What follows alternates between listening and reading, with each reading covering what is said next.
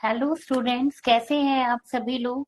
I hope आप सभी बच्चे अच्छे होंगे और हर दिन की शुरुआत के साथ अच्छा करने का प्रयास कर रहे होंगे। बेटा, हम डिस्कस कर रहे हैं क्लास 9th के फर्स्ट चैप्टर को, जिसका कि नाम है मैटर इन अवर सराउंडिंग, यानी कि हमारे आसपास के पदार्थ। ठीक है बेटा, ऑलरेडी इस चैप्टर का लेक्चर नंबर 1 हम अटेंड कर चुके हैं, हमने अच्छे से पढ़ा है। आई होप आप सभी बच्चों को लेक्चर नंबर 1 अच्छे से समझ में आया होगा। आज इसी चैप्टर का हम स्टार्ट करने वाले हैं लेक्चर नंबर 2, जिसमें हम और डिफरेंट टॉपिक्स को आज डिस्कस करने वाले हैं। ठीक है, बहुत ध्यान से आप सभी बच्चों को सुनना है। ये बेसिकली क्या है बेटा, ये है हमारे इस चैप्टर का लेक्चर नंबर 2। लेक्चर नंबर 1 भी आपको ऐप पे मिल जाएगा, आपके पास रिकॉर्डेड फॉर्म में यूट्यूब पे भी अवेलेबल है। वहां पे भी आप ध्यान से सुन सकते हैं, अच्छे से समझने की कोशिश करेंगे बेटा, क्योंकि ये है हमारी क्लास 9 का फर्स्ट चैप्टर। जैसा कि आपको मैंने लास्ट क्लास में भी बताया था कि फर्स्ट चैप्टर बहुत ज्यादा इंपॉर्टेंट होता है। वैसे तो सभी चैप्टर इंपॉर्टेंट है, बट ये जो फर्स्ट चैप्टर है, इसके बाद बेटा आपका सेकेंड चैप्टर है, जिसका कि नाम होगा is matter around us pure, क्या हमारे आसपास के पदार्थ शुद्ध है। तो जब बेटा आपको अच्छे से डिटेल में इस चैप्टर में पदार्थ के बारे में यानी कि मैटर के बारे में पता होगा, तभी आप अच्छे से जान पाओगे कि आसपास के पदार्थ शुद्ध हैं या नहीं है, यानी कि सेकंड चैप्टर के बारे में। ठीक है, तो आई होप आप सभी बच्चे बहुत मन से पढ़ेंगे बेटा, ध्यान देंगे सभी बच्चे। तो फर्स्ट ऑफ ऑल हम ये देखते हैं कि आज के इस लेक्चर में हमारे कौन कौन से टॉपिक है बेटा। तो आज जो हमें डिस्कस करना है वो है हमारा boiling, latent heat of vaporisation, sublimation, effect of pressure on gases और इवेपोरेशन। ठीक है, हम इन सारी चीजों को अच्छे से समझने वाले, ये सारे टॉपिक्स बहुत ज्यादा इंपॉर्टेंट हैं। ठीक है, चलो देखो बेटा, सबसे पहले शुरुआत करती हूँ मैं एक बात से, जिससे कि आप रिलेट कर पाए चीजों को। देखो बेटा, लास्ट लेक्चर में मैंने आपको बताया था कि अवस्था परिवर्तन यानी कि चेंज इन स्टेट की जब मैं बात करूं, तो मैंने आपको बताया था कि जिस तरह से कोई भी परिवर्तन, किसी भी प्रकार का परिवर्तन बहुत आसानी से नहीं होता है। ठीक है ना, यहाँ पे हम बात करें मैटर किस प्रकार से अपनी स्टेट को चेंज करेगा, मीन्स किस प्रकार से सॉलिड से लिक्विड में, लिक्विड से गैसियस स्टेट में, या फिर गैसियस स्टेट से वापस लिक्विड स्टेट में, लिक्विड से वापस सॉलिड स्टेट में। ये सारे क्या है, चेंज इन स्टेट है। तो क्या चेंज इन स्टेट इतना ज्यादा इजीली हो जाता है? बिल्कुल भी नहीं। याद करिए, मैंने आपको दो बहुत जरूरी बातें डिस्कस की थी आपके साथ। First is temperature and the another one is pressure. मैंने कहा था जब भी कभी हम प्रेशर अप्लाई करते हैं या चेंज इन प्रेशर करते हैं, चेंज इन टेम्परेचर करते हैं, तो हमें स्टेट में भी चेंज देखने को मिलता है, यानी कि चेंज इन स्टेट देखने को मिलता है। याद करो बेटा, मैंने आपको वहां पे लास्ट क्लास में एक बात और भी बताई थी, क्या कि भाई हमारे घरों में जो सिलेंडर है, जिसको हम नॉर्मली गैस सिलेंडर बोलते हैं, एलपीजी सिलेंडर बोलते हैं, एक्चुअली में उसमें क्या होता है, जो लिक्विफाइड पेट्रोलियम गैस है उसको काफी ज्यादा हाई प्रेशर पे हम सिलेंडर्स में फिल करते हैं, और वो गैस जो है वो हमारे सिलेंडर के अंदर किस प्रकार से होती है, लिक्विड स्टेट में रहती है। ठीक है, जब भी आप नॉब ओपन करते हो, चूल्हे को ऑन करते हो, वो प्रेशर कम होता है, वो लिक्विड वापस से गैसियस स्टेट में बदलता है, और वो फ्लेम के रूप में वो गैस जलती है, एज अ फ्यूल हम उसका इस्तेमाल करते हैं। बात मेरी बस इतनी है आपको समझाने के लिए कि आपको पता होना चाहिए कि चेंज, अवस्था में परिवर्तन, स्टेट में चेंज, दो मेजर रीजन की वजह से होता है, टेम्परेचर और प्रेशर। ठीक है, चलिए अब बात करते हैं, जब हम बात कर रहे हैं उबलना यानी कि बॉइलिंग की, तो हमें एक बात तो अच्छे से पता है कि जब हम किसी भी लिक्विड, सपोज मैं वाटर की बात करूं, तो जब भी हम पानी को क्या करते हैं, गर्म करते हैं, तो एक स्पेसिफिक टेम्परेचर पे, याद रखना है, हर एक मैटर का, हर एक सब्सटेंस का, liquid is also a matter. हमने बहुत अच्छे से पढ़ा था कि चाहे वो लिक्विड हो, चाहे गैस हो, चाहे सॉलिड हो, कोई भी सब्सटेंस, चाहे वो किसी भी स्टेट में क्यों ना हो, अगर वो स्पेस को ऑक्यूपाई कर रहे हैं और साथ ही साथ उनका अपना कोई ना कोई मास है, तो हम उनको मैटर की कैटेगरी में यानी कि पदार्थ में कहा जाएगा, उन्हें क्या कहा जाएगा कि वो पदार्थ है। अब बात करें लिक्विड की, लिक्विड में भी बात करूं अगर मैं पानी की, तो हर एक लिक्विड का, हर एक सब्सटेंस का बॉइलिंग पॉइंट स्पेसिफिक होगा, अलग अलग होगा। बात समझ रहे हो मेरी, यहाँ पे बात हो रही है पानी की। तो एक बात अच्छे समझनी है आपको बेटा, क्या कि the boiling point of water is 100 degree Celsius और 373 केल्विन। एक्चुअली में पानी का जो बॉइलिंग पॉइंट है वो क्या है, वो 100 डिग्री सेल्सियस या फिर 373 केल्विन है। कहने का मतलब ये है कि ये 373 केल्विन वो स्पेसिफिक टेम्परेचर है जिसमें वाटर स्टार्ट्स बॉइलिंग। वाटर क्या करता है, पानी उबलना स्टार्ट करता है ना, वाटर स्टार्ट्स टू बॉइल। और उसके बाद क्या होता है, वाटर अपनी गैसियस स्टेट में चेंज होना स्टार्ट होता है, यानी कि पानी जो है वो भाप में परिवर्तित होने लगता है, वाष्प में परिवर्तित होने लगता है, स्टीम में। मैंने आपको लास्ट क्लास में ही बताया था, एक बार फिर से आपके साथ डिस्कस करती हूँ कि एक्चुअली में steam is a form of, क्या कहेंगे, steam is a gaseous state of water. भाई ये वही स्टेट है, गैसेस स्टेट ऑफ वाटर, ठीक है, जिसमें पानी किसमें पाया जाता है, गैसियस स्टेट में पाया जाता है। अगर हम बात करते हैं कि किस स्टेट में पानी सॉलिड फॉर्म में पाया जाता है, तो आइस के फॉर्म में। क्या कह सकते हो, ice is a solid state of water, water is a liquid state of water and steam is a gaseous state of water. ठीक है, चलो भाई, तो बात आती है क्या सबका ही बॉइलिंग पॉइंट 100 डिग्री सेल्सियस होगा? बिल्कुल भी नहीं, डिपेंड करता है मैटर टू मैटर, ठीक है, उनके नेचर पे डिपेंड करता है।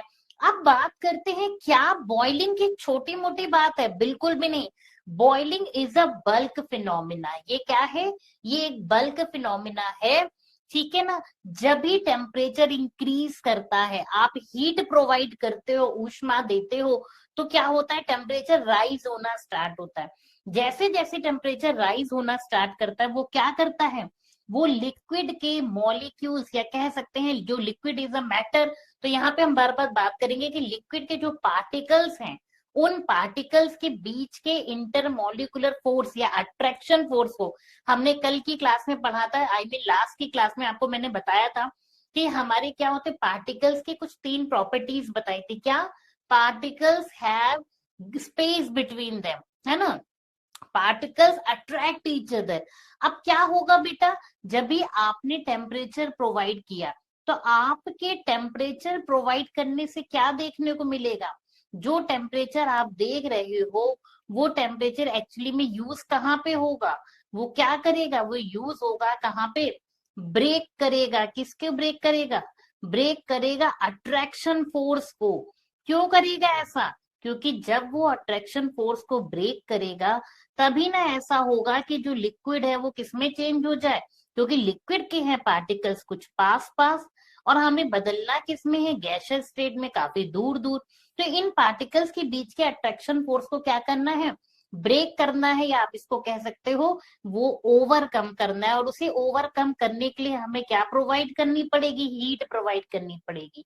दो बातें अभी आगे चलोगे कि या तो हम एक्सटर्नली हीट प्रोवाइड करें, जब हम एक्सटर्नली कोई हीट प्रोवाइड नहीं करते हैं, तो जो हमारा मैटर है, जो हमारे सब्सटेंस है, जो लिक्विड सब्सटेंस है, वो आसपास एटमॉस्फेयर से हीट को एब्जॉर्ब कर लेते हैं। ठीक है भाई, चलिए, अब यहाँ पे हमने बात करी, तो the boiling of water is 100 degree Celsius और 373 केल्विन, ये क्या है, बॉइलिंग पॉइंट है। एक पर्टिकुलर टेम्परेचर होता है, जिस पर्टिकुलर टेम्परेचर पे आने पे liquid begins to boil and change into gas, यानी कि वेपर, जिसी को हम स्टीम कहते हैं। बॉइलिंग इज अ फिनोमिना, कैसा phenomena, bulk phenomena. When a liquid boils, the bulk of the liquid changes into the vapour. ऐसा तो नहीं होता ना कि थोड़ी थोड़ी, जब भी वो टेम्परेचर पे पहुंचता है 100 डिग्री सेल्सियस का, तो सारा का सारा पानी भाप में परिवर्तित होने लगता है। ठीक है भाई, अब आगे की ओर चलते हैं हम। आई होप आप मेरी बात समझ पा रहे होंगे सभी बच्चे। जो आगे की बात है वो है लेटेंट हीट ऑफ वेपराइजेशन। काफी हद तक जो चीजें हमने पढ़ी थी बेटा लेटेंट हीट ऑफ वेपराइजेशन में, वैसी ही चीजें आपको देखने को मिलेगी जैसा कि हमने सीखा था latent heat of fusion. Fusion means melting. Melting का मतलब क्या होता है बेटा, संलयन कह सकते हैं या पिघलना कह सकते हैं। सेम वे हम अभी जानेंगे किसके बारे में, लेटेंट हीट ऑफ वेपराइजेशन। चीज बेटा वैसे ही है, सेम वही है। हमने इसको एक्सपेरिमेंटली एक चीज को, या हम कह सकते हैं एक एक्टिविटी के थ्रू इसको और अच्छे से समझने की कोशिश की। अब यहाँ पे भी सेम वही बात है कि बेटा एक चीज आपको समझनी है कि लेटेंट का मतलब होता है हिडन। लेटेंट का मतलब क्या होता है, हिडन, यानी कि छिपा हुआ। और फिर से वही बात है कि क्यों मैं कह रही हूँ कि ये है लेटेंट हीट यानी कि छिपी हुई हीट एनर्जी है, वो भी थोड़ी देर में आपके साथ हम बताते हैं। लेटेंट का मतलब होता है बेटा हिडन, हिडन का मतलब होता है छिपा हुआ। चलो अब मैं आपको समझाती हूँ एक एक करके, ठीक है बेटा। यहाँ पे एक बात बहुत अच्छे से आपको समझनी है, क्या कि एक्चुअली में बीकर में अब हम क्या लेते हैं। लास्ट टाइम बीकर में हमने क्या लिया था, बर्फ ली थी। अभी हम बीकर में ले रहे हैं पानी। सारा सेटअप वैसे ही है, हमने उस पानी को गर्म करना स्टार्ट किया, ठीक है, उसको हीट प्रोवाइड करना स्टार्ट किया। हमने जैसे ही ऐसा किया तो हमने देखा वो जो पानी है वो स्टीम बन के उड़ने लगा, ठीक है ना। क्या हुआ, वाटर जो है वो किसमें चेंज होने लगा, स्टीम में चेंज होने लगा।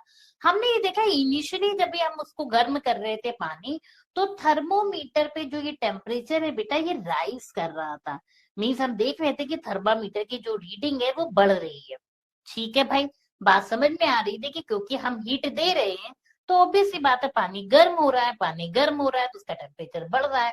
और उस बढ़ते हुए टेम्परेचर को कौन मेजर कर रहा है, हमारा थर्मोमीटर मेजर कर रहा है। बट दिक्कत कहाँ पे हुई बेटा, आपको दिक्कत तब महसूस हुई जब आपने ये देखा कि एक टाइम के बाद तो ये जो थर्मोमीटर की रीडिंग है वो बढ़ ही नहीं रही है। हमने चेक किया कि क्या ऐसा तो नहीं कि बर्नर बुझ गया हो, फ्यूल खत्म हो गया हो, फ्लेम ना जल रही, बट ऐसा कुछ भी नहीं था। हम ये भी देख रहे थे कि साथ ही साथ जो हमारा बीकर है वो गर्म भी हो रहा है। हम ये भी देख रहे हैं कि जो पानी है वो वेपर्स में चेंज भी हो रहा है। बट फिर ऐसा क्यों है कि जो थर्मोमीटर पे टेम्परेचर की रीडिंग है वो बढ़ नहीं रही है। तो जैसा कि मैंने आपको लास्ट सेशन में भी समझाया था कि एक्चुअली में वो दी हुई हीट कहाँ पे यूटिलाइज हो रही है, ठीक है ना। इस हीट का उपयोग कहाँ पे हो रहा है, फिर से वही बात, इस हीट का उपयोग हो रहा है ये जो लिक्विड्स के पार्टिकल्स है, इन लिक्विड के पार्टिकल्स, ये ना पार्ट उपयोग कहाँ पे हो रहा है, इन लिक्विड्स के पार्टिकल्स के बीच के जो आकर्षण बल है, ठीक है ना, जो अट्रैक्शन फोर्स है, इस आकर्षण बल को ओवरकम करने के लिए। क्यों, क्योंकि एक दूसरे से टाइटली पैक्ड है भाई, सॉलिड जितने ना सही बट फिर भी इनके बीच में अच्छा खासा अट्रैक्शन फोर्स है। तो इस अट्रैक्शन फोर्स को जब भी ना तोड़ोगे तभी ना तभी स्प्रेड आउट होंगे मॉलिक्यूल्स, मतलब मॉलिक्यूल्स या पार्टिकल्स एक दूसरे से थोड़ा दूर होंगे।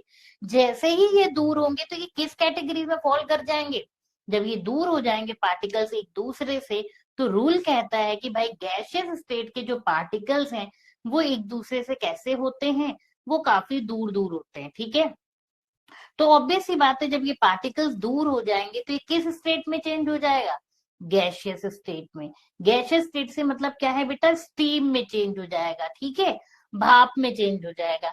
तो ये तो बात होती है, ठीक है भाई। तो यहाँ पे क्या है कि वो हीट तुम दे रहे हो, पानी जो है वो वेपर्स में चेंज हो रहा है, वाटर जो है वो स्टीम में परिवर्तित हो रहा है, लेकिन थर्मोमीटर पे इसलिए वो टेम्परेचर राइज नहीं कर रहा था, क्योंकि वो ओवरकम कर रहा है, किसको ओवरकम कर रहा है, पार्टिकल्स को, पार्टिकल्स के बीच के अट्रैक्शन फोर्स को क्या कर रहा है, तोड़ रहा है, ब्रेक कर रहा है। वो हीट वहां पे जा रही है, पार्टिकल्स एक दूसरे से दूर हो रहे हैं, इसलिए वो जो हीट है वो छिप रही है वहां पे, आपको थर्मोमीटर के टेम्परेचर राइज के रूप में दिखाई नहीं दे रही है। बट हीट जो दे रहे हैं वो अपना काम कर रही है, केवल इस वजह से क्योंकि जो हीट है वो यूटिलाइज हो रही है, वो अपना फंक्शन कर रही है, वाटर जो है वो वेपर में चेंज भी हो रहा है, सब कुछ सही चल रहा है। बट क्योंकि वो जो हीट है वो हमें सामने से दिखाई नहीं दे रही है थर्मोमीटर पे, इसलिए हम इसे बोलते हैं लेटेंट हीट ऑफ वेपराइजेशन। क्यों, क्योंकि वेपर्स फॉर्म हो रहे हैं, वाटर के वेपर्स फॉर्म हो रहे हैं। तो the amount of heat energy required to change 1 kg of liquid in a gas at a atmospheric pressure at its boiling point is called the latent heat of vaporization। ये क्या है, उसके ही अपने एक स्पेसिफिक एटमॉस्फेरिक प्रेशर पे। क्यों, क्योंकि pressure change होने से सारी चीजें बदल जाती हैं, प्रेशर चेंज हो जाने से बॉइलिंग पॉइंट चेंज हो जाएगा, ठीक है। आपको समझ में, अलग अलग प्रेशर पे, हमारे एटमॉस्फेरिक प्रेशर पे अगर मैं बात करूं तो हमारे एटमॉस्फेरिक प्रेशर में जो है हम अगर अपने एटमॉस्फेयर प्रेशर जो अर्थ का एटमॉस्फेयर है उसमें जो हमारा पानी है उसका बॉइलिंग पॉइंट क्या है, वो है 100 डिग्री सेल्सियस, ठीक है। या केल्विन में बात करें तो वो है 373 केल्विन। आई होप आप सारी बच्चों को मेरी बात समझ में आ रही होगी। चलिए आगे बात करते हैं। The particles in a steam that is water vapour eight 373 kelvin यानी कि 100 degree Celsius have more energy than water at the same temperature। आप सबने ये बात सुनी होगी कि स्टीम से जलने पे तकलीफ ज्यादा होती है। जब कभी भी हम भाप से जल जाते हैं तो ज्यादा पेन होता है, इंटेंस पेन होता है, ठीक है ना। हमको ज्यादा बर्निंग सेंसेशन फील होता है। ऐसा क्यों होता है? क्योंकि अब देखो, सेम टेम्परेचर पे आप देखोगे स्टीम का टेम्परेचर भी 100 डिग्री सेल्सियस है, वाटर का भी टेम्परेचर 100 डिग्री सेल्सियस है। फिर ऐसा क्यों है कि हमें भाप से जलन ज्यादा महसूस हो रही है, ना कि उतनी जलन हमें महसूस हो पानी से जलने पे? क्योंकि एक्चुअली में हीट में लेटेंट हीट ऑफ वेपोराइजेशन के फॉर्म में वो जो हीट है वो क्या है, वो एक्स्ट्रा हीट है, वो अतिरिक्त ऊष्मा एनर्जी है, हीट एनर्जी है उसमें। किस फॉर्म में? लेटेंट हीट ऑफ वेपोराइजेशन के फॉर्म में। इस वजह से उससे जलने पे हमें ज्यादा तकलीफ होती। कई बार आपने देखा होगा फुलके होते रोटियां होती है एकदम ताजी ताजी, जब गर्म गर्म सेकी जाती हैं तो फूल जाती हैं, प्लेट में आती है और एकदम गर्म अगर प्लेट में रखी जाए और गलती से भी उसमें कहीं से जो छोटा सा कुछ मतलब कुछ छोटा सा होल हो गया या आपने कोई टुकड़ा तोड़ा, से जो हीट निकलेगी वो आपके हाथों में जब लगती है तो हमें ज्यादा जलन महसूस होती है, ठीक है। तो ये क्वेश्चन कई बार ही पूछा जाता है, आपको बहुत ध्यान से समझना है कि particle in steam that is water vapour eight 373 kelvin यानी कि 100 डिग्री सेल्सियस पे उनके पास ज्यादा एनर्जी होती है water at the same temperature पे, ठीक है। चलिए बच्चे आगे चलते हैं। अब हम बात करते हैं जो चीजें हमने समझी हैं, अब उसको वन बाय वन देखते हैं। This is because particle in steam have absorb extra energy in the form of latent heat of vaporization. So we infer that the state of matter can be changed into another state by changing the temperature। यानी कि किसी दूसरी अवस्था में परिवर्तन के लिए आपको टेम्परेचर में चेंज करना पड़ेगा। हालांकि मैंने आपको प्रेशर की भी बात बताई और आगे चल के भी हम इसी क्लास में change in effect of change in pressure भी पढ़ेंगे या हम नेक्स्ट चैप्टर में पढ़ेंगे। बट आपको मैंने बताया कि दो चीजें, वैसे तो बहुत सारी चीजें हैं बट अभी के लिए आपको ये समझना है कि दो जो मेजर चीजें हैं जो रिस्पॉन्सिबल है to change the state of any matter, वो है हमारा टेम्परेचर और प्रेशर, ठीक है। भूलना नहीं है किसी भी बच्चे को। चलिए अब आगे की ओर बेटा चलते हैं। हम बात करते हैं सब्लिमेशन, ठीक है ना। मैं अगर ऐसे आपसे कहूं कि आपको इसे जल्दी याद करना है, मतलब आपको याद हो जाए, तो इसको तुम ऐसे पढ़ सकते हो। वैसे तो इसको हिंदी में प्रोनाउंशिएट करते हैं ऊर्ध्वपातन और इंग्लिश में इसे बोला जाता है सब्लिमेशन। बट अगर इसको ऐसे नहीं बोले कि सब कुछ जल्दी, सब्लिमेशन बिल्कुल। अब यहाँ पे मैंने क्यों कहा कि सब कुछ जल्दी, देखो एक बात बताओ, जैसे अगर हम एक एग्जाम्पल के थ्रू बात करें, जनरली यही तो होता है ना कि हम मान लीजिए कोई बच्चा 6 क्लास में है, जब भी वो 6th स्टैंडर्ड पास होगा तो 7th में जाएगा, 7th पास करेगा तो प्रमोट होके 8th क्लास में, सो इसी तरीके से 9th 10th, ऑब्वियस सी बात है वो आगे बढ़ता चला जाएगा।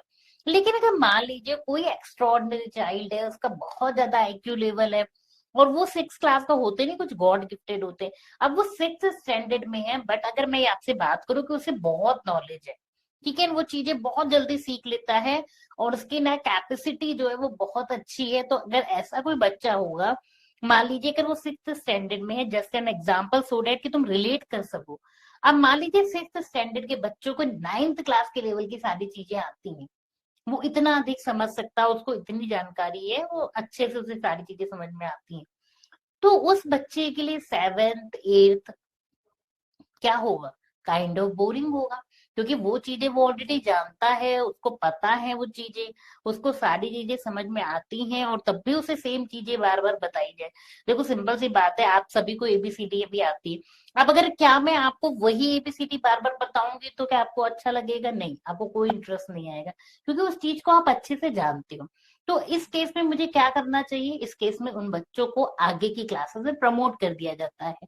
तो वो बच्चा है सपोज डेट 6th क्लास में है, तो वो प्रमोट होके डायरेक्ट 9th क्लास में पहुंच गया। तो ये जो बीच की इंटरमीडिएट क्लासेस थी 7th और 8th, वो तो उसने पढ़ी ही नहीं। वो सीधे सीधे क्या हो गया, 6th क्लास से कहाँ पहुंच गया, 6th क्लास से पहुंच गया डायरेक्ट, हम बात करें तो 9th क्लास में पहुंच गया। कहने का मतलब ये है कि सेम डेट अगर कोई मैटर जो है कायदे से सॉलिड स्टेट को मेल्ट होके लिक्विड स्टेट में, लिक्विड स्टेट से गैसियस स्टेट में कन्वर्ट होना चाहिए। लेकिन अगर मैं सेम बात यहाँ जिस एग्जांपल को मैंने समझाया, अगर उसी तरीके से मैं आपको बताऊं कि अगर जो सॉलिड है, कोई भी सब्सटेंस है जो सॉलिड स्टेट में है, अब वो सॉलिड स्टेट से अगर डायरेक्ट लिक्विड स्टेट में कन्वर्ट हो रहा है विदाउट एनी, सॉरी, डायरेक्ट वो किस में कन्वर्ट हो रहा है, आपके गैसियस स्टेट में कन्वर्ट हो रहा है, ठीक है ना, विदाउट एनी इंटरमीडिएट स्टेट। और वो इंटरमीडिएट स्टेट हमारी क्या है, वो है हमारी, एक मिनट में लिख लूं, वो है हमारी लिक्विड स्टेट। यानी कि अगर मैं आपसे बात कर रही हूँ कि solid directly changes into the gaseous state without following by the liquid state, तो ये जो प्रोसेस है यही है सब्लिमेशन, सब कुछ जल्दी। यानी कि सॉलिड जो है वो डायरेक्टली किस में कन्वर्ट हो गया, गैसियस स्टेट में कन्वर्ट हो गया। आप सबको पता है घरों में जो हम पूजा वगैरह में आपने देखो कपूर को जलाया जाता है, वो कपूर क्या है, जब भी आप कपूर को जलाते हो तो कपूर डायरेक्टली किस में चेंज होता है, वो कैंपर जो है वो डायरेक्टली कैंपर वेपर्स में कन्वर्ट हो जाता है, गैसियस स्टेट में कन्वर्ट हो जाता है। तो ये जो प्रोसेस है ये क्या है, ये कहलाता है सब्लिमेशन या ऊर्ध्वपातन। क्यों, क्योंकि वहां लिक्विड स्टेट तो आपको देखने ही को नहीं मिली।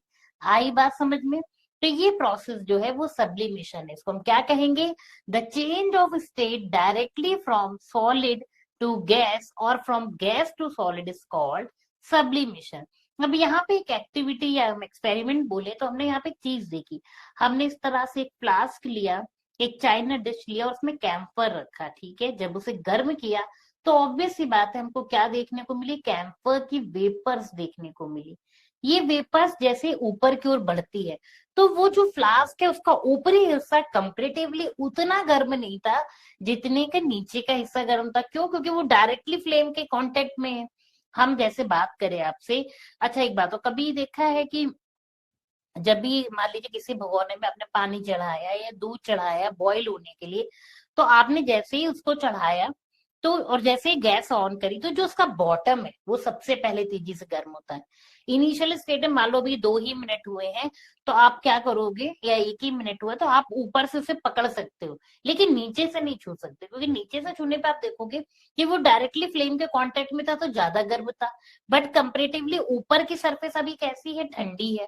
ठीक है, सेम डेट, क्योंकि वो डायरेक्ट कांटेक्ट में है ना हीट के, आपकी जो फ्लेम के।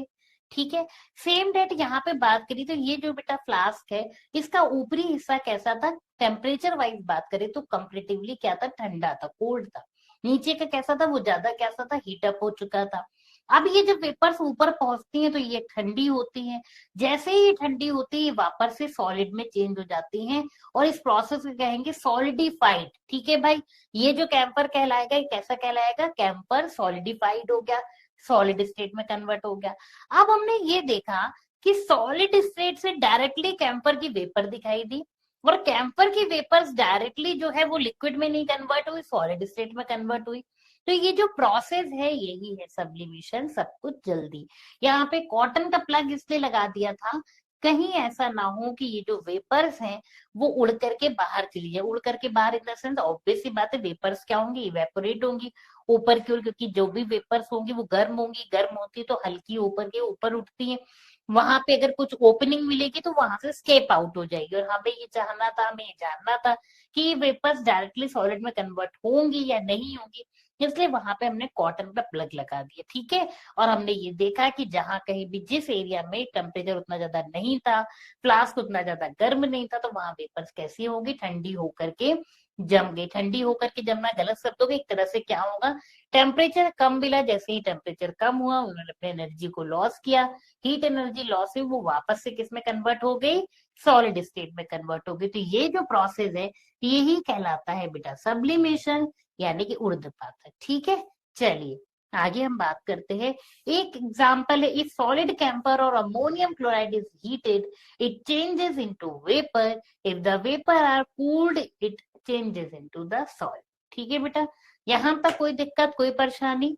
सभी बच्चे एक बार ही बताएंगे बेटा, क्लियर है सभी को यहाँ तक? सॉरी।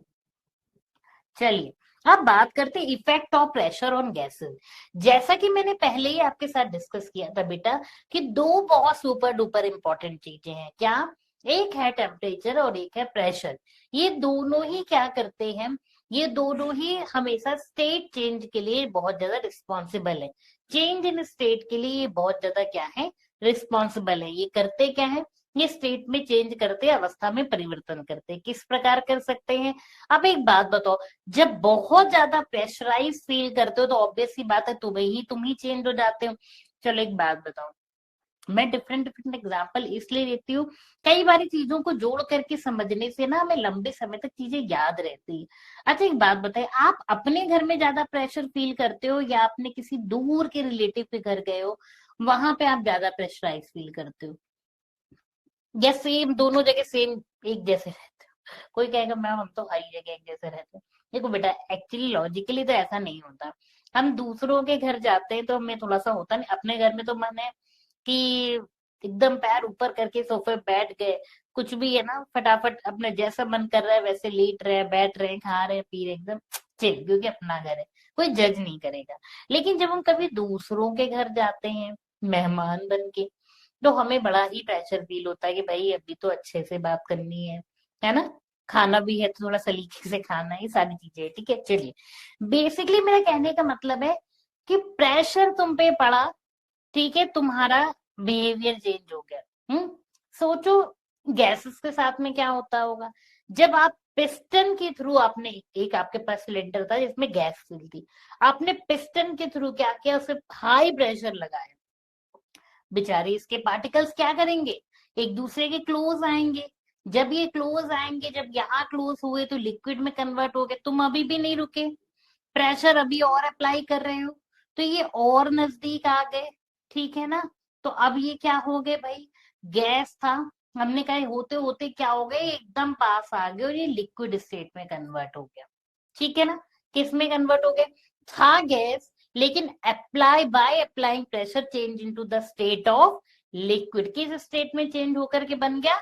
लिक्विड स्टेट में बन चेंज हो गया, ठीक है ना? तो when pressure is applied on gases, the particles come closer and the gas, and uh, we can liquefy gases by applying pressure and reducing the temperature. Same चीज हमें गैस सिलेंडर में देखने को मिलती है, हमारे एलपीजी सिलेंडर में। यहाँ से क्वेश्चन बनता है, क्या किया जाता है एलपीजी सिलेंडर में? गैस किस तरह से फिल की जाती है? तो यहाँ याद रखना है आपको, क्योंकि लिक्विफाई कर तो नाम ही होता है उसका, लिक्विफाइड पेट्रोलियम गैस। एक्चुअली में क्या किया जाता है? हम कहेंगे high pressure and low temperature पे, ठीक है ना? प्रेशर बहुत ज्यादा हाई रखते हैं, टेम्परेचर को लोअर कर देते हैं, और हमें क्या देखने को मिलता है कि गैस जो है वो कन्वर्ट होगी किसमें? लिक्विड स्टेट में कन्वर्ट होगी, ठीक है। आई होप आप सारे बच्चे मेरी बात समझ पा रहे होंगे। कंप्रेस्ड सॉलिड कार्बन डाइऑक्साइड की अगर मैं आपसे बात करूं, किसकी बात कर रही हूं मैं आपसे?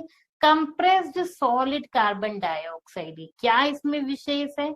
इसमें विशेष ये है कि कंप्रेस्ड सॉलिड कार्बन डाइऑक्साइड को हम ड्राई आइस कहते हैं। आपके मन में आएगा कि मैम कार्बन डाइऑक्साइड और आइस क्या रिलेशन है भाई? जितना हम जानते हैं, आइस तो जो है वो होती है वाटर, बिल्कुल सही। और वाटर का फॉर्मूला होता है मैम H2O, बिल्कुल सही। लेकिन बात कर रहे हैं कार्बन डाइऑक्साइड की, चाहे भाई वो कंप्रेस ही क्यों ना हो, बट कार्बन डाइऑक्साइड तो कार्बन डाइऑक्साइड ही है। मैंने कहा बिल्कुल ठीक। फिर आपने कहा कि मैम फिर ये बताओ भाई कि फिर हम क्यों ही कह रहे हैं कार्बन डाइऑक्साइड को ड्राई आइस? आइस क्यों कहा? ये शब्द क्यों लग गया ice? Ice is water, water is H2O, compress CO2 is CO2, carbon का 1 एटम, ऑक्सीजन का 2 एटम। दोनों मैम बात समझ में नहीं आ रही? तो अभी समझ में आएगी, ध्यान से सुनो बेटा। एक्चुअली में कंप्रेस्ड कार्बन डाइऑक्साइड को ड्राई आइस कहते हैं, और यहाँ पे ड्राई आइस इसलिए कहा गया क्योंकि इट्स लुक्स लाइक, ये जो कंप्रेस कार्बन डाइऑक्साइड है, वो लुक्स लाइक आईज होती है, बट एक्चुअली में आईज नहीं है। ये क्या है, ये आइस के जैसी दिखती है, इसलिए हम इसे ड्राई आइस कहते हैं। होता क्या है, जब भी हम कार्बन डाइऑक्साइड को हाई प्रेशर दे करके कैसे कन्वर्ट कर देते, सॉलिड स्टेट में कन्वर्ट कर देते हैं, तो ये कहलाती है ड्राई आइस कहलाती है। ड्राई आइस क्यों कहलाती है, क्योंकि कंप्रेस्ड होकर के सॉलिड स्टेट में आ गई, क्योंकि भाई गैसेस थी, कंप्रेस किया लिक्विड में, और भी ज्यादा कंप्रेस हो गई तो सॉलिड में कन्वर्ट होगी, लेकिन दिखने में बर्फ के जैसी है, इसे लुक्स लाइक आइस है, इसलिए हम इसे कहते हैं ड्राई आइस। ड्राई क्यों, क्योंकि भाई ये कभी ऐसे को बर्फ को तुम बाहर निकाल के रखो, थोड़ी ही देर क्या ना हो, चाहे थोड़ा ही सही, बट बर्फ पिघलने लगती। बट क्या ये पिघलेगी, बिल्कुल भी नहीं, जब पानी की बनी ही नहीं तो भला कैसे पिघलेगी, इसलिए बोल दिया ड्राई आइस। आई होप अभी क्लियर होगा सभी को। It changes directly to gas without coming into liquid state. So solid carbon dioxide is known as dry ice. ठीक है, आई बात समझ में, कोई दिक्कत कोई परेशानी। चलिए अब आगे बात करते हैं बेटा, फिर से वही बातें हैं। Change in state, inter conversion कैसे होता, तीनों स्टेट सब क्या है, आपस में भाई इंटरचेंज हो सकती है। हमें पता है सॉलिड की बर्फ पिघल करके लिक्विड पानी में बदल सकती है, लिक्विड वाटर जो है वो कन्वर्ट होके गैसियस स्टेट में कन्वर्ट हो सकता है। तो ये सारा का सारा क्या है, ये है इंटर कन्वर्जन। क्या कहलाता है, इंटर कन्वर्जन कहलाता है। तीनों स्टेट आपस में क्या है, परिवर्तनीय है, चेंज होती है। तो the state of matter are interconvertible, the state of matter can be change by changing the temperature और प्रेशर। हम क्या कर सकते हैं, हम इन सभी को चेंज कर सकते हैं। कैसे चेंज कर सकते हैं, बाय अप्लाइंग टेम्परेचर और प्रेशर। ठीक है, ये तीनों चीजें, और बहुत सिंपल है, हम इतनी देर से इन्हीं सारी चीजों को तो देख रहे हैं ना बेटा, कि किस तरह से गैस सब्लिमेशन हुआ, सॉलिड में कन्वर्ट हो गई, क्योंकि गैस जो है वो जब डायरेक्टली सॉलिड में, या सॉलिड डायरेक्टली गैस में कन्वर्ट हो रहा है। सेम डेट हमने देखा है, ये जो सॉलिड जो स्टेट में हमारा बर्फ थी, वो क्या हुई, जब वो पिघली, मेल्ट हुई, फ्यूजन हुआ, संलयन हुआ, तो लिक्विड में कन्वर्ट हो गई। लेकिन लिक्विड को जब हमने रेफ्रिजरेटर में डाल दिया तो वो सॉलिडिफाई हो गया, सॉलिड में कन्वर्ट हो गया। सेम वे गैस कंडेंस होके लिक्विड स्टेट में कन्वर्ट हो गई, और लिक्विड वेपोराइज होके गैस में कन्वर्ट हो गई। सारी की सारी स्टेट्स आपस में इंटर कन्वर्जिबल है या इंटरचेंज कर सकते हैं। कैसे, सिर्फ और सिर्फ प्रेशर और टेम्परेचर को चेंज करके। But change in temperature and change in pressure, either both और सिंगल चीज, ठीक है ना, आइदर बोथ, या तो आप दोनों को चेंज करके ऐसा कर सकते हो, या किसी एक को भी चेंज करके आप ऐसा सेम कर सकते हो। ठीक है ना, आई बात समझ में, क्लियर है सभी को। चलिए बेटा आगे की ओर चलते हैं। अब बात आती है इवेपोरेशन की। अब आपको लगेगा कि मैम वेपराइजेशन तो पढ़ा था, अब ये इवेपोरेशन क्या है, वाष्पीकरण क्या है। देखो बेटा, एक बात है, मैंने आपको ये बताया था कि एक स्पेसिफिक टेम्परेचर होता है जिसमें पानी बॉईल करना स्टार्ट करता है, लिक्विड जो है वो वाटर वेपर में चेंज होना स्टार्ट करती है, मीन्स लिक्विड जो है वो वाटर वेपर में कन्वर्ट होता है। लेकिन उसके लिए मैंने बताया कि ऐसा तभी होता है जब भी क्या हो, एक स्पेसिफिक टेम्परेचर पे पहुंचती है, तो उस स्पेसिफिक टेम्परेचर पे ऐसा होना स्टार्ट होता है।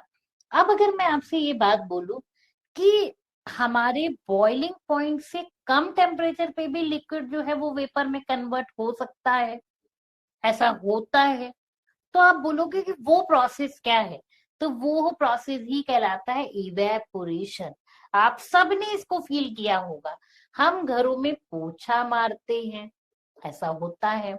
हम घरों में क्या करते हैं, हमने देखा है कि पानी डाल देते हैं फर्श पे, धीरे ही सही, वो पानी ना भी वाइपर मारो, अपने आप थोड़ा थोड़ा करके क्या होता है, कम हो जाता है। एक टाइम के बाद तो देखते अपने आप पानी सूख गया। तो एक्चुअली में वो पानी कहाँ पे गया, वो पानी कहाँ गया, वो पानी इवेपोरेट हुआ। हमने ऐसा तो नहीं किया ना, वहां पे कोई गैस तो नहीं लगा रखी थी कि हम इतना हाई टेम्परेचर उसे देते जा रहे थे कि वो पानी जो है अपने बॉइलिंग पॉइंट पे पहुंच गया और वाटर वेपर में कन्वर्ट हो गया, ऐसा नहीं। लेकिन अब ये जो फिनोमिना कहलाता है जिसमें बिना अपने बॉइलिंग पॉइंट पे पहुंचे ही लिक्विड जो है वो वेपर में कन्वर्ट होने लगी, तो वो प्रोसेस कहलाता है इवेपोरेशन। और इसी प्रोसेस की वजह से हमारे कपड़े सूखते हैं, जब हम तारों में डालते हैं तो क्या होता है, वाटर स्टार्ट से इवेपोरेट, धीरे धीरे करके पानी इवेपोरेट होने लगता है, कपड़े सूखने लगते हैं। तो सबसे पहले बात करते हैं इवेपोरेशन एक्चुअली में क्या है।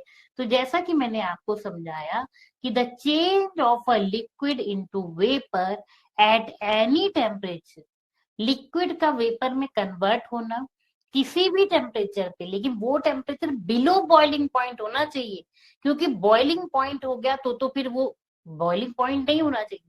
वेपोरेशन तभी कहलाएगा जब वो boiling, suppose that 100 degree Celsius है बॉइलिंग पॉइंट। हम सबको पता है क्या होता है, वाटर का बॉइलिंग पॉइंट क्या है, वाटर का जो बॉइलिंग पॉइंट है वो है 100 डिग्री सेल्सियस। अब इस 100 डिग्री सेल्सियस से कम टेम्परेचर पे वो, चाहे फिर आपका 80 डिग्री हो, चाहे फिर वो 70 डिग्री हो, अगर उस टेम्परेचर पे वाटर जो है वाटर वेपर बन के उड़ रहा है, इवेपोरेट हो रहा है, तो वो प्रोसेस कहलाता है इवेपोरेशन। इवेपोरेशन एक सरफेस फिनोमिना है। अब आपके मन में आना चाहिए मैम ये बात क्यों बोली सरफेस फिनोमिना है, क्योंकि जितना ज्यादा सरफेस एरिया होगा उतना तेज रेट ऑफ इवेपोरेशन होगा। अब इसको मैं आपको एक एग्जांपल के थ्रू भी समझाऊंगी। More surface area, rate of evaporation. एक चीज ध्यान दीजिएगा आप सभी लोग, क्या मैं क्या समझाना चाह रही हूँ आपको, बहुत ध्यान से समझना। जितना ज्यादा सरफेस एरिया होगा, मोर रेट ऑफ इवेपोरेशन, ठीक है, या ज्यादा इंक्रीज रेट ऑफ इवेपोरेशन होगा, या आपको उसको बेटर शब्द होगा इंक्रीज लिखना है यहाँ पे, ठीक है ना। अब क्यों होगा ये मैं आपको एक एग्जांपल के थ्रू समझाऊंगी तो और अच्छे से आपको समझ में आएगा। कैसे बेटा, सपोज डेट आप ये बात बता, अच्छा कभी पता नहीं आप लोगों ने स्कूल में सब काम किया है नहीं किया है, करते हो कि नहीं करते हो।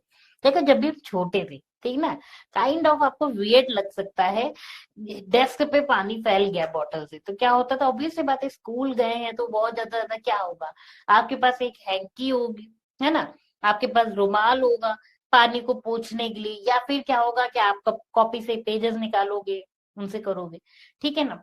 लेकिन हम क्या करते, मतलब खेल खेल में तो ऐसे ही करते थे, है ना, अब तो बड़े हो गए अब तो नहीं करेंगे ऐसा काम।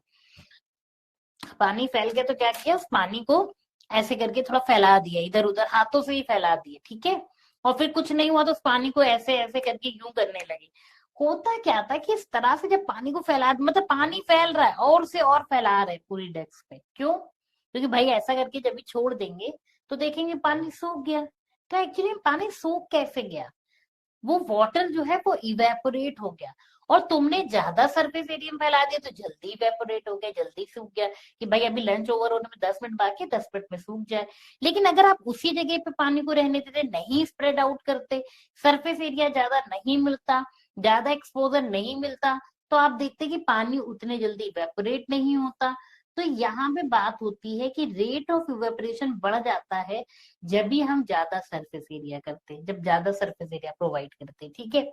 एक बात और आपको समझनी पड़ेगी सभी बच्चों को, क्या भाई, हम एक्चुअली में जब भी पानी घर में फैलता है, बहुत सारी चीजें रिलेट करो, वाइपर आप लगाते हो तो जब ये वाइपर से पानी खींचते हो तो एक्चुअली में क्या ही करते हो, उस पानी को फैलाते ही तो हो एक तरीके से, और फैला के कहाँ लेके जाते हो, उसे टूवर्ड्स जहां पे भी ड्रेन है, ठीक है ना, वहां पे ही लेके जाते हो ना, ड्रेनेज सिस्टम की ओर लेके जाते हो, क्योंकि पानी वहां से निकल सके एक्स्ट्रा पानी।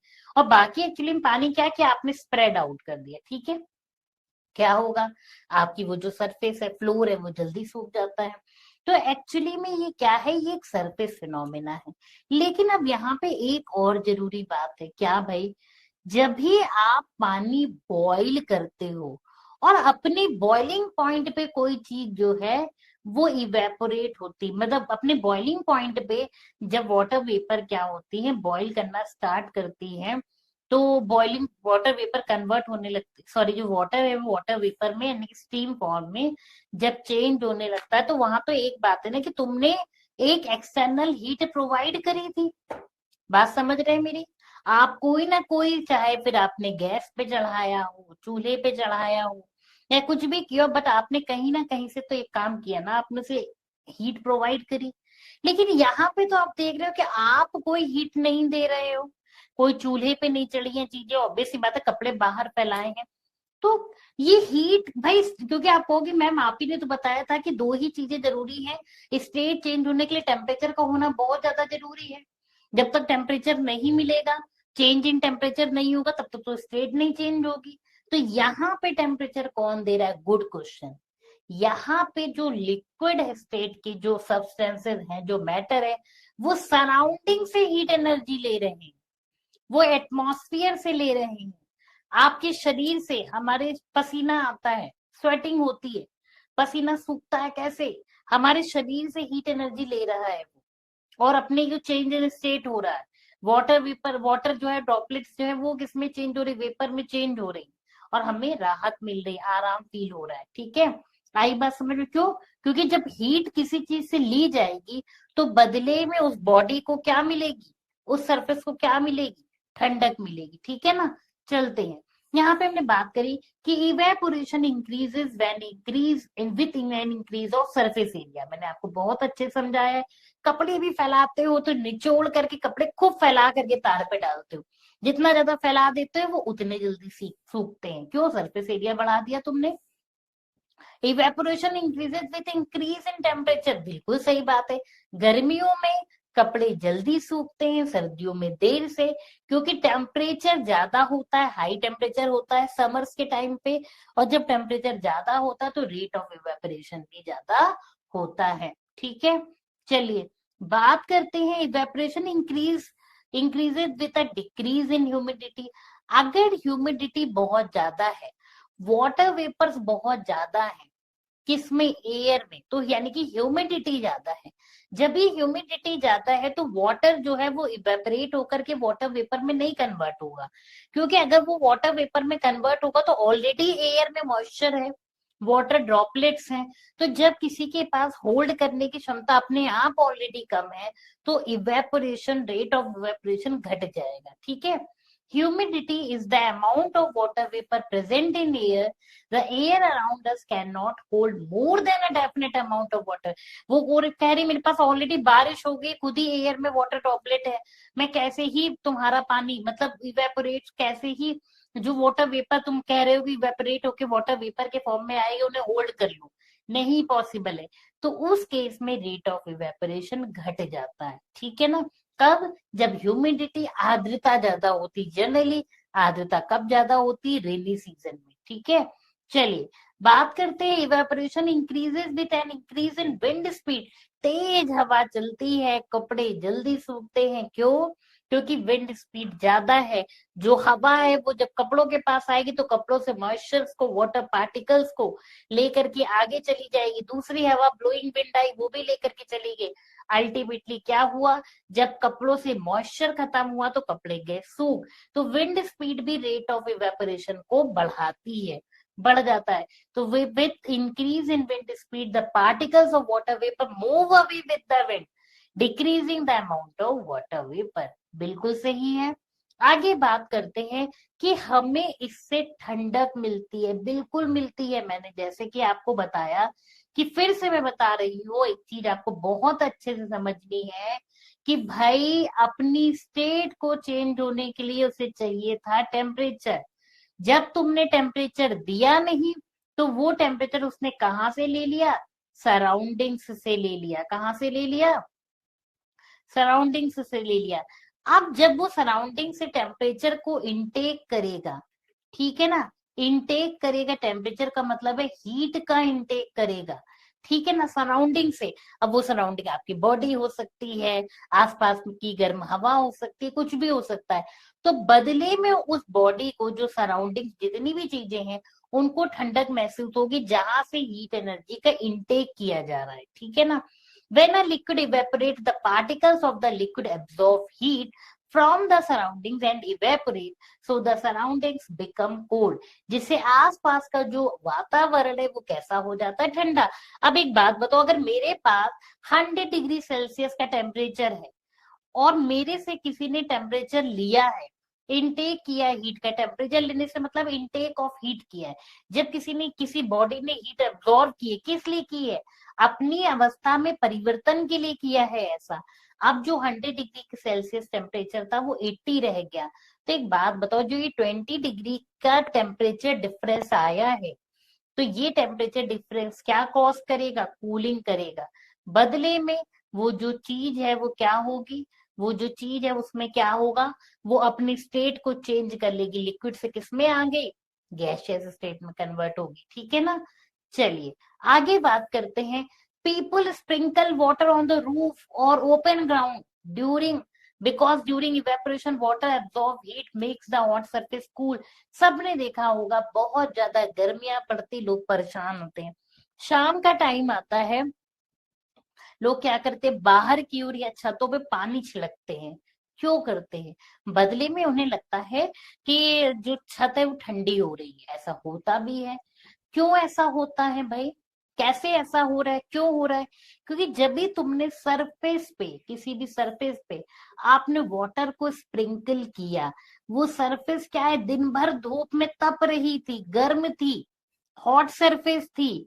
जैसे ही पानी की ड्रॉपलेट आई, वाटर ड्रॉपलेट आई, वो वाटर ड्रॉपलेट इससे टकराई, उसको क्या मिल गई? हीट एनर्जी मिल गई। उसने कहा हीट एनर्जी मिल गई, तो मैं फटाफट लिक्विड स्टेट से किस में कन्वर्ट हो जाती हूँ? स्टीम में, सॉरी वाटर वेपर में चेंज हो जाती हूँ। किस में कन्वर्ट हो जाती हूँ? वाटर वेपर में। और इस प्रोसेस में क्या हुआ? ऑब्वियस सी बात है, उसने इस सरफेस से क्या किया? हीट का इंटेक किया। अब जो ये हीट थी वो इस सरफेस से इसमें आई, तो बदले में सरफेस को क्या हुआ? चेंज इन टेम्परेचर, वो ठंडक मिली। ये आई, हीट ली, वाटर वेपर बन के उड़ गई। दूसरी वाटर ड्रॉपलेट ने भी सेम क्या किया। सारी वाटर ड्रॉपलेट जब एक साथ मिलके ये काम कर रही है, तो क्या हो रहा है? बदले में सरफेस में आपको क्या देखने को मिल रहा है कि सरफेस कैसी हो रही है? कूल डाउन हो रही है। इस वजह से ही ऐसा लोग करते हैं। ठीक है, आई बात समझ में? चलिए अब बात करते हैं। ड्यूरिंग समर्स वी स्वेट मोर। हमें ज्यादा गर्मी आती, सुना भी होगा, डॉक्टर्स कहते हैं sweating is not a bad thing. लोग कहते हैं इसको बहुत पसीना आता है। अच्छी बात है, जब ज्यादा पसीना आता है तो इट मीन्स बदले में आपकी बॉडी को क्या मिलेगी? ठंडक मिलेगी। क्योंकि जो पसीना है, जो वो लिक्विड वाटर ड्रॉपलेट्स हैं, एक्चुअली में स्वेटिंग इज क्या, वाटर के फॉर्म में ही तो होता है ना। वो इवेपोरेट होगा, शरीर से आपकी हीट एनर्जी लेकर के क्या करेगा? चेंज इन स्टेट होगा, तो बदले में आपके शरीर को ठंडक मिलेगी। सेम वे हमको क्यों एडवाइस किया जाता है कि गर्मियों में आप कॉटन क्लॉथ्स पहनो। ठीक है ना? क्योंकि कॉटन क्लॉथ अच्छे से क्या करते हैं? स्वेट को एब्जॉर्व करते हैं। जब वो एब्जॉर्व करेंगे तभी वो स्वेट जो है वो वाटर वेपर में कन्वर्ट होगा, और बदले में ठंडक मिलेगी वापस से आपको। ठीक है, आपको यानी कि ह्यूमन बॉडी को।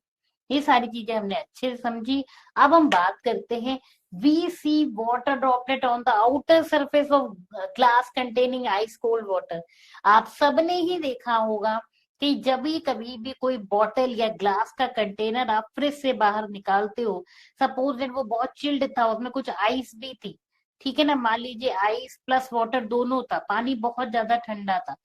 क्या देखोगे कि थोड़ी ही देर बाद उसके सरफेस पे बहुत सारी वाटर ड्रॉपलेट्स आपको देखने को मिल रही हैं। है ना? आप सबने देखो, कोई बोतल फ्रिज से निकाल के बाहर रख दो, ठंडी बोतल, तब भी उसमें देखने को मिलता है ऐसा। क्यों भाई? अब आप सोचो, पानी तो बोतल के अंदर था, पानी बाहर कैसे दिख रहा है? एक्चुअली में होता है क्या है, ये जो एयर इसके कांटेक्ट में जब आती है, तो इस एयर में भी तो होंगी, क्या होंगी? वाटर वेपर होंगी। किस फॉर्म में होंगी? गैसेस स्टेट में होंगी, क्योंकि उनके पास टेम्परेचर ज्यादा था। जब इस बॉटल के कांटेक्ट में आई, टेम्परेचर हो गया कम। जैसे ही कम हो गया, तो वो किस में कन्वर्ट हो गई? जो वाटर वेपर है वो किस में कन्वर्ट हो गई? लिक्विड में कन्वर्ट हो गई। किस में कन्वर्ट हो गई? लिक्विड में कन्वर्ट हो गई। तो ये जो चीज है, इसकी वजह से, क्योंकि उन्होंने क्या करी, अपनी एनर्जी को लूज कर दिया। भाई वो गैसियस स्टेट में थी, वो वाटर वेपर के फॉर्म में थी। जब ठंडी सरफेस के कांटेक्ट में आई, तो अपने हीट एनर्जी को लॉस करके चेंज इन स्टेट देखने को मिला, और वो वाटर ड्रॉपलेट्स के फॉर्म में आपको कंटेनर के ऊपर दिखाई दे रही है। आई बात समझ में? कोई दिक्कत, कोई परेशानी? ठीक है बच्चों, चलिए अब करते हैं कुछ question practice. Liquids have fixed shape and volume. देखो भाई, शेप तो फिक्स होता नहीं है। हाँ, वॉल्यूम जरूर फिक्स होता है। जब पढ़ाया था कल, तब मैंने आपको बताया था लास्ट क्लास में कि भाई ग्लास में रखो, ग्लास के शेप का, बीकर में रखो बीकर के शेप का, बॉटल में रखो तो बॉटल के शेप का। Neither fixed shape nor fixed volume, ना ही फिक्स्ड शेप है ना ही फिक्स्ड वॉल्यूम है, ये भी गलत बात है भाई। वॉल्यूम तो फिक्स्ड होता है। Different shape and fixed volume, ये बात ठीक है भाई। शेप अलग अलग ले सकता है according to the shape of the container, but volume जरूर फिक्स्ड होता है। तो different shape and fixed volume हम कह सकते हैं भाई, ठीक है ना। तो यहाँ पे हमारा जो करेक्ट आंसर होगा वो होगा कि भाई हाँ भाई, have fixed volume but they can change their shape according to the shape of the container.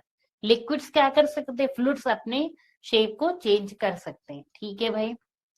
Which of the following material has more compressibility, very easy.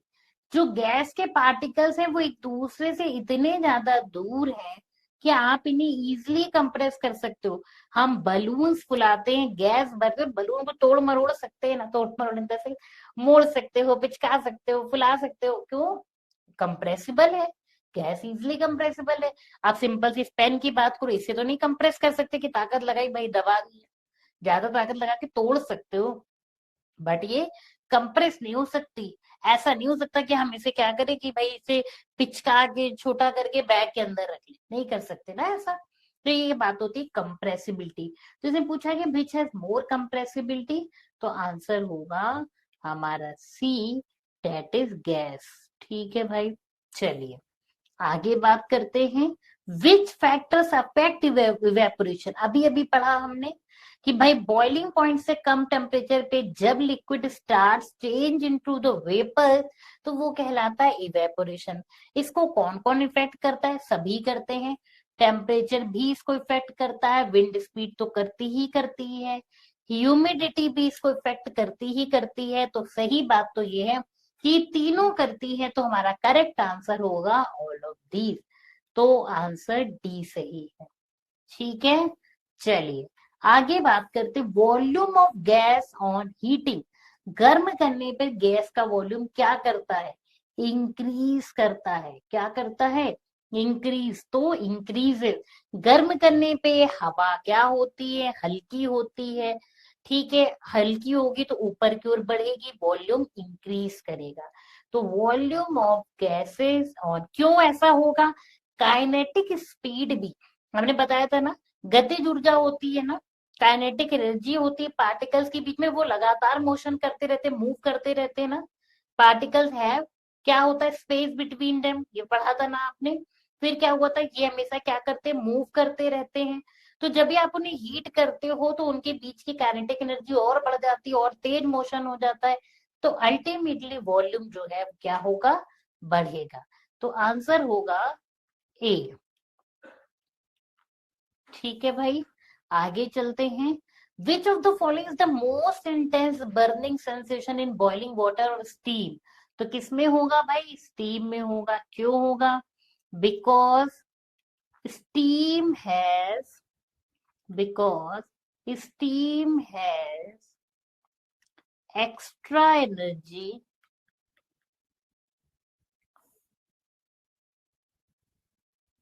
Extra energy in the form of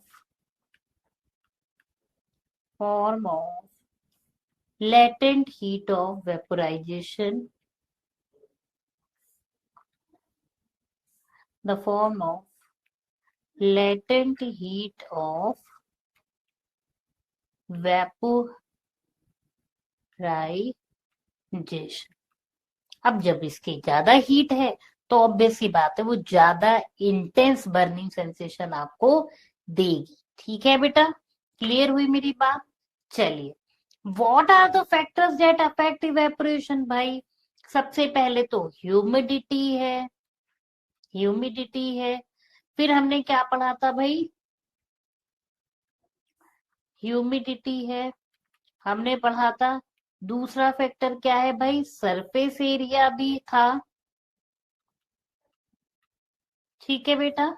तीसरा temperature भी था कि नहीं था, बिल्कुल temperature भी था, ठीक है।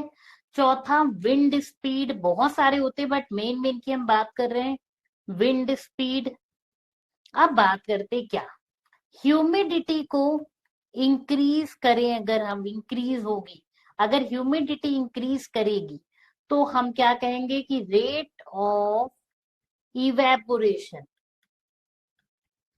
यहाँ पे एक कॉलम बनाते हैं रेट ऑफ इवेपोरेशन का। ह्यूमिडिटी के इंक्रीज होने पे रेट ऑफ इवेपोरेशन घटता है, सरफेस एरिया बढ़ने पर रेट ऑफ इवेपोरेशन बढ़ जाता है, टेम्परेचर के बढ़ने पर रेट ऑफ इवेपोरेशन बढ़ जाता है, विंड स्पीड के बढ़ने पर भी रेट ऑफ इवेपोरेशन बढ़ जाता है। तो ये फैक्टर्स हैं, और भी बहुत सारे फैक्टर्स हैं, बट हम मेन मेन फैक्टर्स की बात करें तो क्या होता है कि आप ह्यूमिडिटी बढ़ाओगे तो आपको देखने को मिलेगा कि रेट ऑफ इवेपोरेशन बढ़ गया है, सरफेस एरिया बढ़ाओगे तो भी आपको देखने को मिलेगा कि रेट ऑफ इवेपोरेशन बढ़ जाता है। सेम वे सरफेस एरिया बढ़ाने में बढ़ता है, टेम्परेचर बढ़ता है, कपड़े जल्दी सूखते हैं, तेज हवा चलने पे कपड़े जल्दी सूखते हैं, रिलेट करके आप और अच्छे समझ सकते हो, बारिश हो जाने पे कपड़े देर से सूखते हैं, ह्यूमिडिटी ज्यादा हो गई ना, एयर में मॉइस्चर ज्यादा हो गया ना, तो रेट ऑफ इवेपोरेशन घट जाएगा। आई होप आप सारे बच्चों को चीजें अच्छे से समझ में आ रही होंगी।